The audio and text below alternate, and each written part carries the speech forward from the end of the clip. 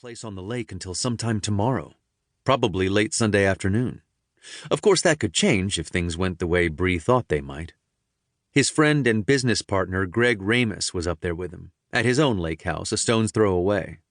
They'd both gone up Friday, and Brie had a feeling their guy's weekend might not go as smoothly as planned. "What sort of work does he do?" Charlie asked. "A contractor," Brie said. "Small to medium-sized projects. Strip malls, townhouses, fast food joints, that kind of thing." Charlie made a face, his eyes darting about the kitchen for half a second, as though making a judgment. "Okay," he said. Brie laughed nervously. "Let me guess. You're thinking this isn't much of a house for a contractor." "Didn't say that." "What you see here is the before picture. The place needs a lot of work. We're at that point where we have to decide whether the place can be renovated, then maybe flip it, or whether it makes more sense to tear the entire house down and rebuild. We're one of the oldest houses on Mulberry." She shrugged. "In the meantime, I'd rather not be sharing the place with little furry rodents." He smiled, showing off 2 rows of brown, tobacco-stained teeth. "Well, I don't blame you there. There's a couple of things I can do." He sniffed, ran his index finger across the bottom of his nose, careful not to disrupt the perfect symmetry of his mustache. "I can put some traps around, like glue traps and the conventional spring-loaded ones. Bait 'em with peanut butter. Put them in the cupboard here under the stove, out in the garage. Or I can put some poison around in all the same places, strong stuff. You got pets?" "No." "That's good. You wouldn't want them nibbling away on that stuff and getting sick. Downside of the poison is the mice will crawl away somewhere inside your walls and die and stink for a few days until they dry out pretty much to dust. You ever start opening up the walls, you might find some tiny, furry little mouse skeletons." That gave Brie a shiver. Charlie paused, appeared thoughtful, and then said, "And there is one other way you could go." Brie waited while Charlie opened up a large toolkit that looked like something her husband took with him when he went fishing, to hold everything from lures to a first aid kit. But Charlie's box was bigger. He took out a gray plastic rectangular container no more than 5 inches long, about the same shape and size as a stick of butter.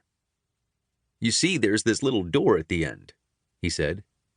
"You put some bait inside, leave the door open, and when the mouse goes in, it triggers the door to close." He demonstrated. "So when you see the door is dropped, you know you've got him. Then you can take him outside, open the door, and set him free." "Oh," Brie said. "A humane trap." Charlie nodded. "But won't he come back inside again?" she asked. "So you go around the house and look for ways he and his friends might be coming in. Fill in the cracks, plug holes. Check dryer and stove vents in case they're getting in that way. I know it's not as effective as killing them dead, but it's something to consider." Charlie's expression turned solemn. "What people forget is animals have souls too.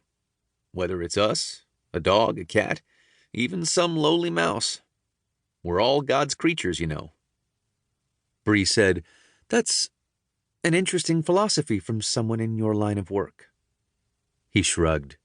"You know, sometimes I'll find something in someone's house and remove it, but I won't kill it.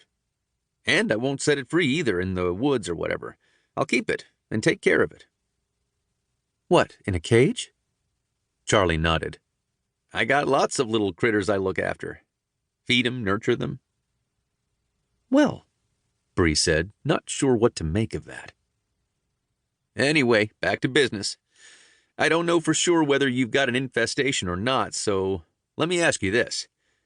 Do you bake?" "I'm sorry?" "Muffins, cupcakes, you make those?" Not that much. I'm not exactly the world's greatest chef. Andrew, he cooks some." She grinned. "We do a lot of takeout." Charlie looked disappointed. "Do you have any flour?" "Flour? Like for cooking?" "Yep." She went over to one of the cupboards, opened it, and pointed to a tin on the first shelf. She brought it down.